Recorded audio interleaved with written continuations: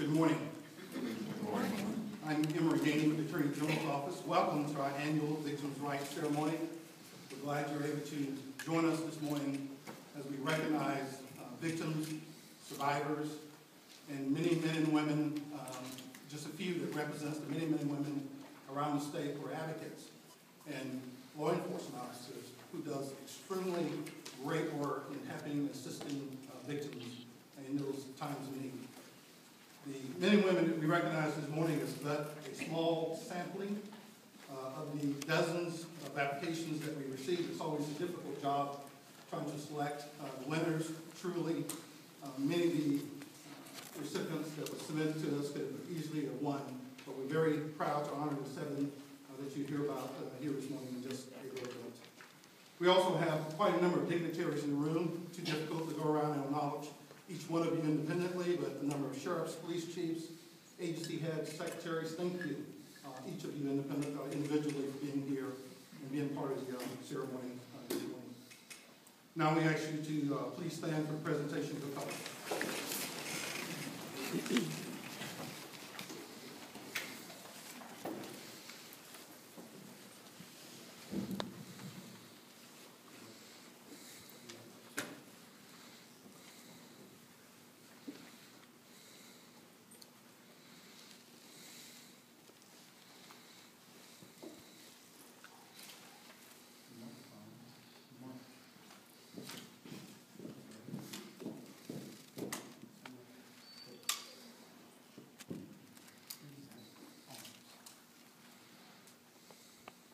Please join me in the pledge. I pledge allegiance to the flag of the United States of America and to the republic for which it stands, one nation, under God, indivisible, with liberty and justice for all.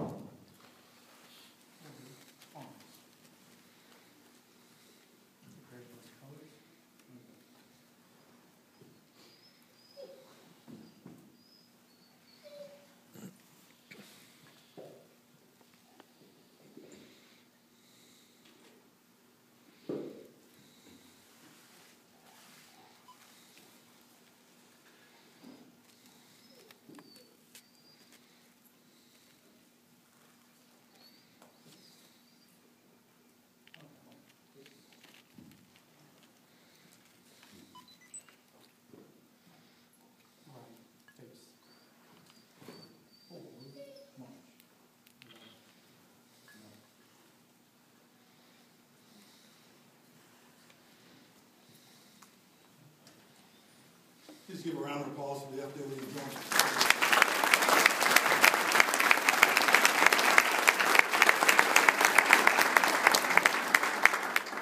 Please remain standing for invocation by Chaplain Cleveland Allen, the Tallahassee Police Department. Good morning.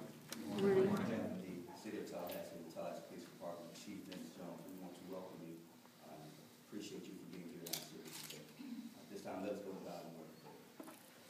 Dear kind and righteous Heavenly Father, we are so thankful for your grace, your love, and your mercy, your compassion, allowing us to be here yet another day. Heavenly Father, we come to you at this time, thanking you and acknowledging you as a God who is able to heal all of our brokenness, our pain, and our sufferings, and make us whole again. We're praying at this time for all those who, due to violence, have been wounded and are in need of your gentle touch. It's our prayer that the family and friends and all those associated with victims and those advocacy groups will continue to provide a helping hand and compassionate heart to help to transform the lives of pain back into that of hope, and also from hate to love, and also from anger to joy.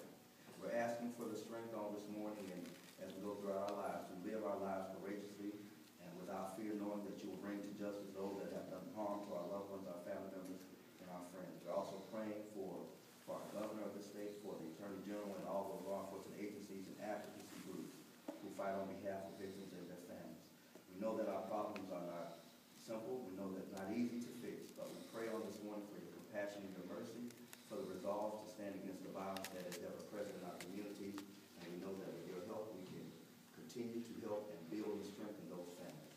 Continue to be with us and bless this program. This is our prayer in your Son's name. We pray and give thanks. As we all together say, amen.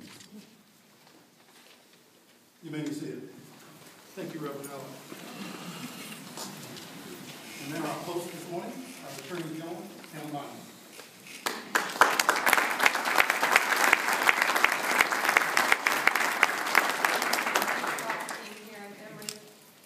As usual, thank you for everything that you do on behalf of law enforcement and victims of crime and their families. Thank you.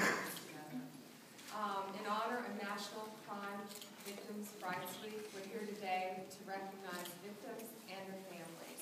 This year's theme is New Challenges, New Solutions. This theme reflects the opportunities for real change in the nation's role of victim services and overall efforts to ensure the safety and well-being of our communities. Since the first National Crime Rights Victims Week in 1981, boy, we've made great progress, I can tell you that, and support victims and their families. Our country has accomplished much, such as tough laws in all 50 states, with the passage of the Violence Against Women Act of 1994, and I was a prosecutor when that happened, and boy, that started changing lives, didn't it? And helped thousands of victims service agencies and hotlines as well. Additionally, through the 2012 Victims Crime Act, the VOCA federal funding, more than 300,000 crime victims receive services in the state of Florida. We still face challenges. According to the U.S. Department of Justice, Office for Crime, victims of crime, about 50% of violent crimes are not reported. 50%. And only a fraction of victims receive the help that they need. This means we need to continue our efforts to identify victims and encourage them to come forward. You cannot be scared to come forward. People are here to help you. Improve outreach efforts. Adapt to changing trends in our society. We have to work together as a team. My office is partnered with the Florida Department of Health, Children's Medical Services, Florida Coalition Against Domestic Violence, and the Florida Council Against Sexual Violence to ensure that crucial services are provided to all victims of crimes. We've also worked with partners here throughout Florida to end human trafficking in our state, and we are going to make our state zero tolerance on human trafficking. I'm grateful to our law enforcement officers and our victims advocates who work with victims every single day. We're here today to honor crime victims and to recognize those men and women and whose outstanding leadership and role. They are true role models in improving victim services throughout our state. Before we begin, I just want to acknowledge we've invited to attend several victims' families. And all I'm going to ask is just if you stand so we can acknowledge and respect you and everything that you've been through. First, we have the victims are Reggie and Carol Sumner, and our family members who are here today are Reverend Jean Clark, if you could stand, Jan Beard, and Barbara Acosta. And any other family members here as well to stand? Thank you for being here.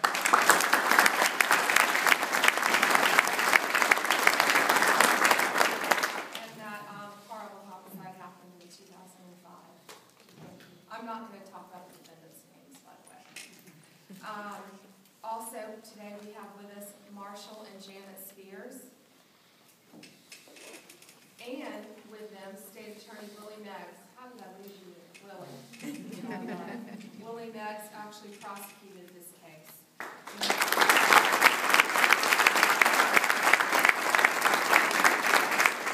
In 1997, and the victims who we remember are Keith Spears and Melanie King. And I know you all as well. Next we have Mrs. Gloria Tucker. Gloria is a cousin of Cheryl Dunlop, and the date of offense of her murder was December of 07. And Willie Meggs once again prosecuted that case. Stand in for Willie.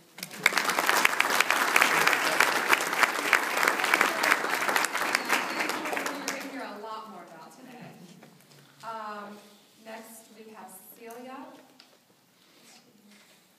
And her friend Bob, and Cecilia's husband, Gary McAdams, was murdered in front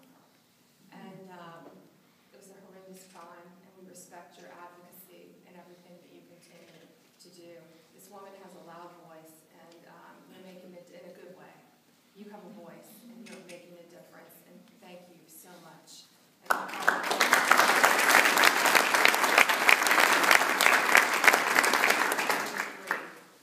Next, we have David and Wendy Nelson, and Jeff and Debbie Nelson. And I'll tell you what, Alyssa Nelson was murdered when she was 10 years old. And Wendy, you have been a key supporter of the Victims' Constitutional Amendment, and you've made such a tremendous difference in the lives of many people based on this horrible tragedy of a beautiful 10-year-old little girl. And this is one defendant's name I'm going to say, because the governor and the governor signed a death warrant, and we were present last week, 2 weeks ago, when Larry Mann was executed for this April 10th, for this horrendous murder. Thank you for being here.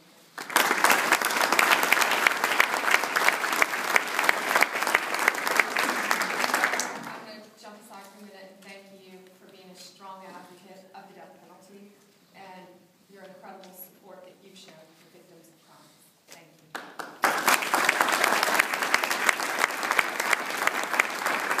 Next, we have Julie Andrew, and State Attorney from Monroe County, our new State Attorney, Catherine Vogel. Will you please stand? And we're so honored to have you here with us too. Catherine prosecuted this crime, and the victim was Janet Acosta, who was Julie's sister. And the defendant in that case, that happened in 2000, and he sits on death row.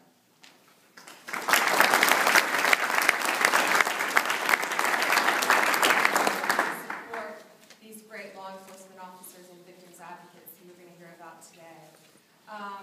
And as you saw earlier, one of our special guests today is Governor Rick Scott.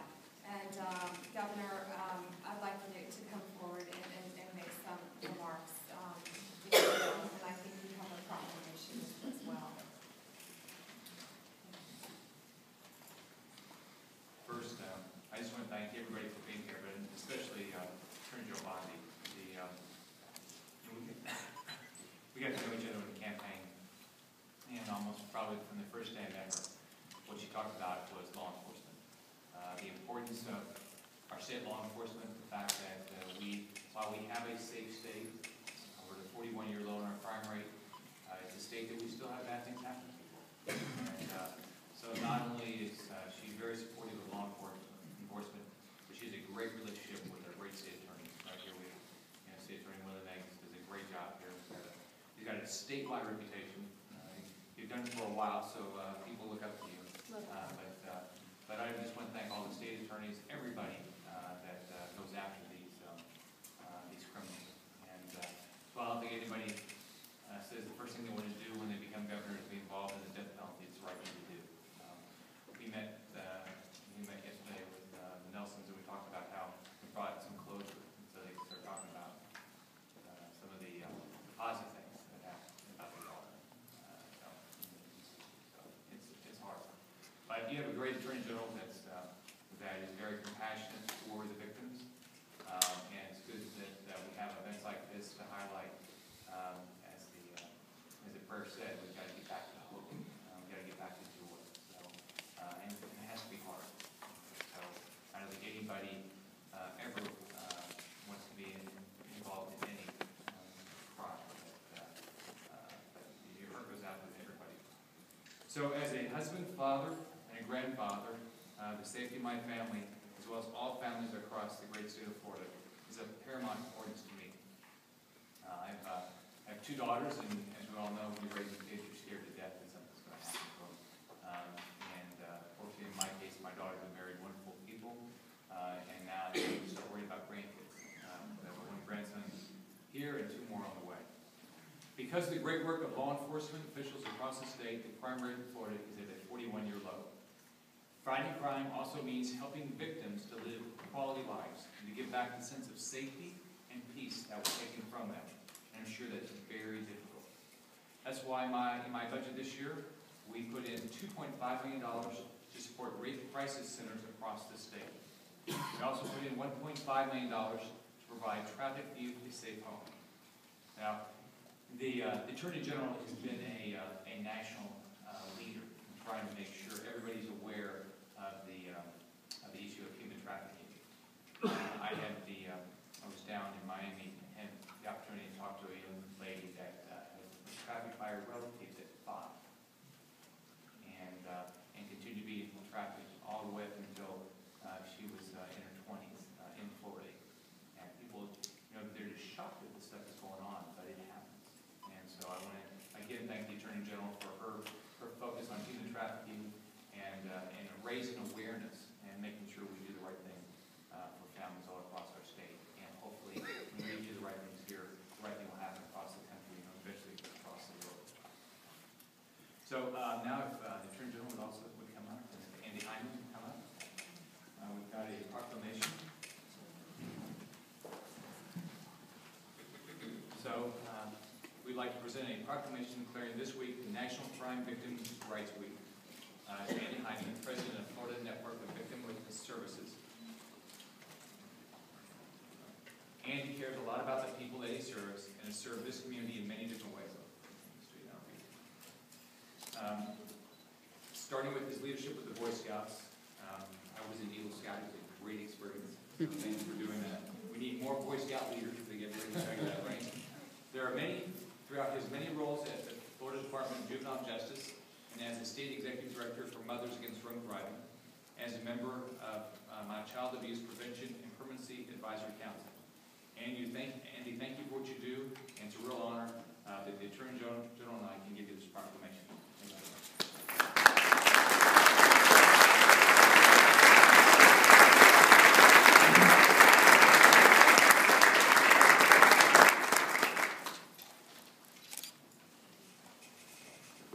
And he's got the right haircut.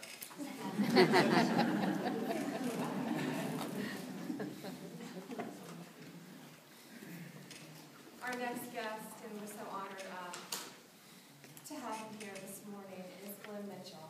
And in November 1993, Glenn and Margaret Mitchell's 14-year-old son, Jeff, was killed in an attempted robbery while waiting outside his school, 14 years old.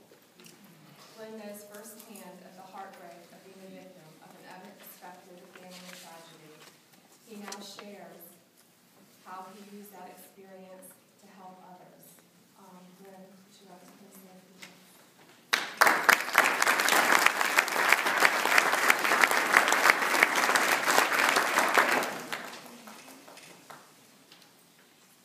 Thank you, Pam.